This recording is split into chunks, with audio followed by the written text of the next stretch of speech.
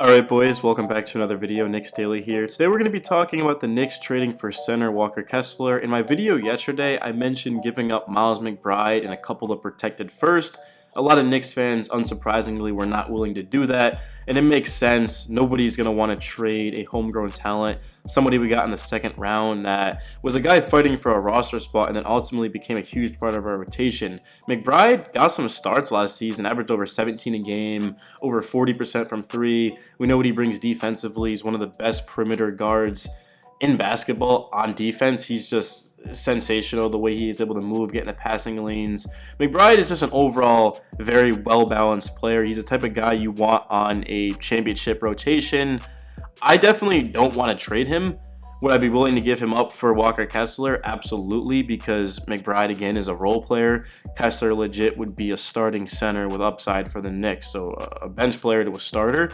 Mitchell Robinson, what is his role next season? I have no idea. He is the starting center. Of course, his backup would be Precious Achiuwa, and then after that would be Jericho Sims. Randall's going to play the four. It's just there's something about Mitch to where I don't know if I can fully trust him because he's only played in 70 or more games once in his career. Last season, he did get injured. He missed basically the entire season, and then he came back late, ended up playing in the playoffs, and in his defense, Joel Embiid did injure him, so that wasn't really on Mitch. Of course, Embiid played dirty that entire first round. But if Robinson gets injured, the Knicks are screwed because Precious Achiuwa and Jericho Sims, that's asking for a lot out of those guys. Isaiah Hartenstein went to OKC, as we know. But if Mitch does get injured, who is going to trade with the Knicks? Because they're going to say, well, you guys have absolutely no leverage. You're desperate. If you want a center, you can go bring Dwight Howard back from China. That's how it's going to go. So for the Knicks have already had issues trading for a center this offseason because teams have been trying to get them to overpay. So now they're having talks with the Jazz about Kessler's future with the team. Well, why not just package both those protected first-round picks?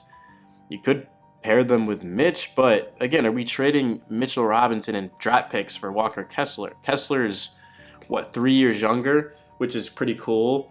But also, I don't think Kessler's better than Mitch. If we got Kessler without giving up Mitch, we're not starting him over Mitchell Robinson. We'd only start Kessler if Mitch was injured. So Kessler would be our insurance policy, and he'd be a guy that we can continue to develop to be a huge part of our rotation. So that's the thing with Kessler is, yeah, he's a good player. He's not the best shooter. He can shoot, right? You can stretch the floor. Like, you got to get a hand up on him. But it's mostly just his rebounding and his rim protection, which is what Coach Tibbs asked out of his big men. Tibbs did not ask Isaiah Hartenstein or Mitchell Robinson to shoot the basketball. That's a huge reason why Isaiah left in free agency. It wasn't just because OKC gave him a bag. It was because they said that they'd let him expand his game, which means shooting the basketball, maybe even handling the ball a little bit more. And he's going to be a great pairing next to Chet Holmgren, of course, over there in OKC, who they drafted a few years ago, of course. So looking at the Knicks, they definitely need to get a high caliber center because if you look at some of these teams in the East, the Bucks, for example, they've got Brook Lopez. The Sixers, we know they've got Joel Embiid. The Boston Celtics, they've got Al Horford, who's pretty solid. I believe he's their starting center. I mean, there's not too many good bigs in the East. Thankfully, they're all in the West. But we saw the significance of having Isaiah Hartenstein. He protected the rim. He rebounded. He could pass. He had high IQ, more importantly. Brunson and Hartenstein together were one of the most efficient duos in basketball because we know Brunson is all about IQ. So is Hartenstein. They're not the most athletic guys in the world. I don't believe they have 40-inch verticals, right? They definitely don't. But when they have the ball, they know where to go with it. They're quick and they're very decisive. And that's exactly why the Knicks should seriously consider trading for Walker Kessler because he's kind of the same way. He's a highly intelligent basketball player. He's got good size and strength on him, good athleticism. He would be a fan favorite for the Knicks. And if he were to come to the Knicks, there's already an example of Hartenstein, a guy who got what was like $8 million a year for 2 years, and then he leaves getting $30 million annually. I get the market's increasing, guys are getting paid more and more. But if Walker Kessler comes to the Knicks and works with Coach Thibodeau, he plays with Jalen Brunson and these guys, I mean, imagine where he's going to be 2 years from now like Isaiah was. So the upside is through the roof. That's why I'd be willing to trade McBride because I think McBride at best is an eighth man in a rotation. And the Knicks have a lot of depth on their team. Don't get me wrong. They've got Josh Hart and Dante DiVincenzo coming off of the bench, 6 and 7, which is why McBride's the 8th man. But also, the Celtics are the same way. They've got a lot of depth, right? They're 8th man. I'm not saying he's as good as McBride, but they're 8th man. I don't even know who it is because I couldn't care less about the Celtics. But I know they've got a lot of depth. I know they're a hell of a team, and the Knicks are as well. But if we can move the 8th man in the rotation for the starting center, that would be huge. Because now all of a sudden, if Mitch gets injured, well, it's not the end of the world because we've got Walker Kessler. But if Mitch does get injured and we have Jericho Sims and Precious Achiuwa, I mean, that's not going to be a great look because, you know, Josh Hart is going to play the power forward. He's going to be the backup to Julius Randle, and we might even have to ask Hart to play some center to that point, right? I don't have much faith in Jericho Sims. I know I made a video saying that his upside is through the roof, and I do think it is. I mean, the dude has a 44.5-inch vertical. He was very good offensively for the Knicks last year. He does have to work on his defense. I think his on-ball defense is fine. It's more so just his like rim protection and his weak side, things like that. But you can't ask Jericho Sims to be your starting center when you're trying to win a championship. We saw Sims get 18 starts, you know, a few years ago, like 2 years ago, in Brunson's first year, and the Knicks were a 500 team. They went 9-9 or whatever.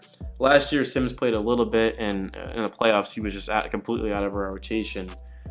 Sims, he has a lot that Tibbs just doesn't like, right? Like rim protection, defense are the most sought-on things for Coach Thibodeau, and that's what Sims struggles with, right? I know Sims has a huge vertical, and he's a guy who could give you 10 boards a game if he was playing for the Knicks, but it's just he's not exactly where he needs to be in terms of his development, and the Knicks have him on a very team-friendly contract. He's making about, I think it was like $2.5 million.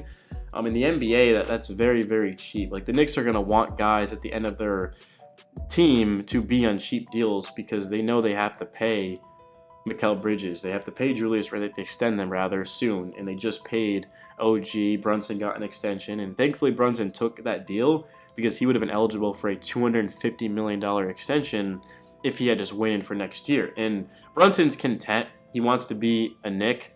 His father, Rick, is here. He's playing with his best friend, so of course Brunson wants to be here, and it's not the craziest thing that he took that deal, but Brunson to me is the most underpaid player in basketball. He's a top 5 player.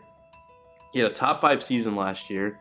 He was durable. He elevated his game in the playoffs. He put up historic numbers that we hadn't seen since Michael Jordan.